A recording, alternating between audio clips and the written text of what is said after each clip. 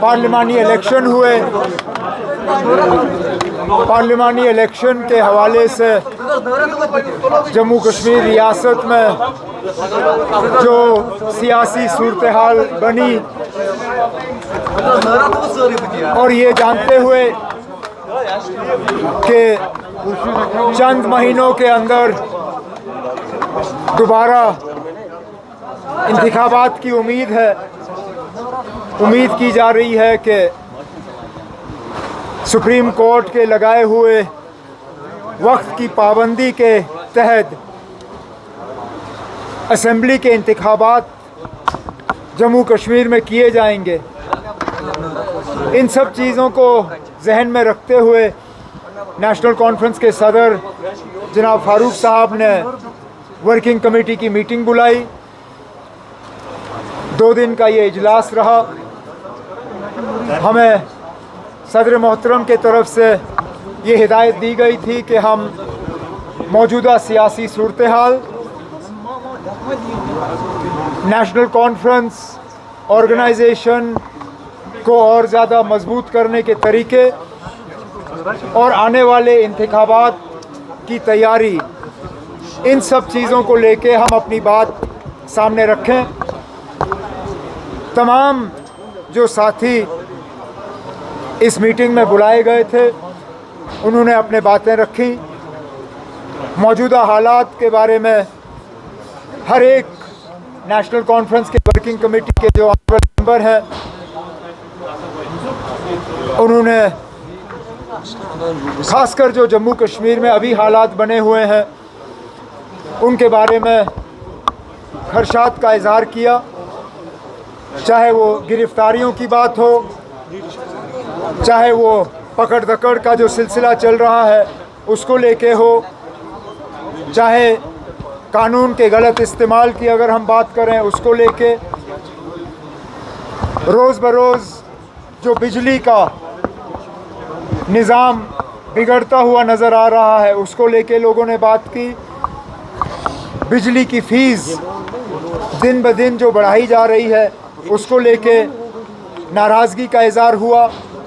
Ration की किल्लत, ration की कीमतें, जिस तरह जम्मू कश्मीर को हर लिहाज से धकेला जा रहा है और सताया जा रहा है, इन सब चीज़ों को लेके नेशनल कॉन्फ्रेंस के वर्किंग कमेटी के मेंबरों ने अपनी बात जो है सदर मोहतरम के सामने रखी।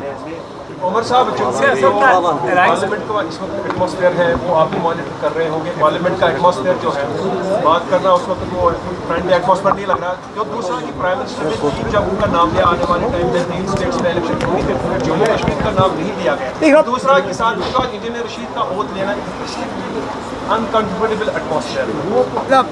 जहाँ तक ओथ लेने की बात है ये अदालत का फैसला होता है, मैं इसमें कुछ नहीं कह सकता।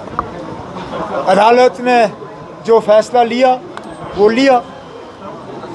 जहाँ तक पार्लियामेंट की हम बात करें तो मेरे साथ आगा रुहुल्लाह साहब खड़े हैं। ये खुद स्पीकर की मनमर्जी के शिकार हुए हैं। खुद इनकी जो स्पीकर साहब के इलेक्शन के बाद तकरीर हुई उसमें से एक हिस्सा जो है काट दिया गया था क्योंकि स्पीकर साहब इनकी बातों से खुश नहीं थे। इसी तरह लीडर ऑफ द ऑपोजिशन की तकरीर का हिस्सा बीजेपी के कहने के बाद कटवाना, ये अपने आप में एक अच्छी बात नहीं है। जमहूरियत में हर किसी को अपनी बात रखने का जो है हक है। अगर गाली गलोच नहीं, अगर गलत अल्फाज इस्तेमाल नहीं किए गए तो इन चीज़ों को रिकॉर्ड से निकालने की जो है नौबत आनी नहीं चाहिए थी। लेकिन बीजेपी को अब कौन याद दिलाए कि 400 की तो उन्होंने बात की लेकिन 240 भी पार नहीं हुआ। बीजेपी को कुछ हद तक अपना रवैया बदलना चाहिए। वो इस अंदाज से बात करते हैं जैसे कि उनके 400 मेंबर पार्लियामेंट में हैं, उनके 240 हैं और 240 से आगे उनकी गाड़ी गई नहीं। हम उम्मीद करेंगे कि ऑपोजिशन को और ऑपोजिशन के मेंबरों को इस तरह जो है इनके साथ जो है व्यवहार नहीं होगा।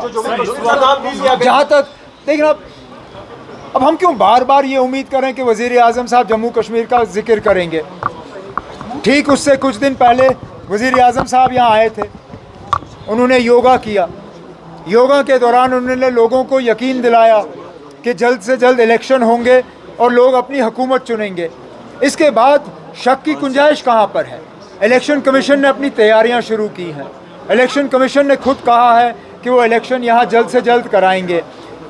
होम मिनिस्टर ऑफ इंडिया ने कहा है कि सुप्रीम कोर्ट के वक्त की लगाई हुई पाबंदी से पहले इलेक्शन का सिलसिला जो है वो मुकम्मल किया जाएगा।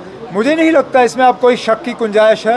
इलेक्शन होंगे, हम उन इलेक्शनों के लिए तैयार हैं। उमर साहब, जो मीटिंग हुई, क्या उसमें ये कुछ कंक्लूजन आया कि इंडिया अलायंस पार्टनर्स के साथ असेंबली इलेक्शन आप लड़ेंगे? ये बात सदर मोहतरम तक छोड़ दी गई है। सदर साहब जो इसमें बेहतर समझेंगे, उनका फैसला हमारे सिर आंखों पे। किस चीज़ का? देखना, दिल्ली जो भी फैसला करे, हम तो इंतज़ार कर रहे हैं। यहाँ इलेक्शन होंगे, स्टेटहुड हमें रिस्टोर होगा, उसके बाद जो भी फैसले होंगे हमारे लिए वो हम खुद ले लेंगे। ये फैसले हमारे ऊपर ठोसे नहीं जाएंगे। अग्निवीर स्कीम भी एक कंटेस्टेड इशू इस वक्त बना हुआ है। अग्निवीर ये तो पुराना इशू है, इसके खिलाफ बीजेपी को पहले ही वोट पड़े। बीजेपी की हार की एक बड़ी वजह ये रही कि अग्निवीर को लेके उन इलाकों में जहां सबसे ज़्यादा लोग आर्म्ड फोर्सेस की तरफ जाते हैं, उन्होंने इस अग्निवीर को कबूल नहीं किया है। बीजेपी को लोगों का जो मैंडेट है वो मानना चाहिए और अग्निवीर स्कीम को कैंसिल करके इसके जगह में कुछ और लाना चाहिए। हमने पढ़ा नहीं है, सुनी सुनाई की पार्टी की तरफ से कि राहुल गांधी मुसलमानों की नुमाइंदगी अभी तक नहीं कर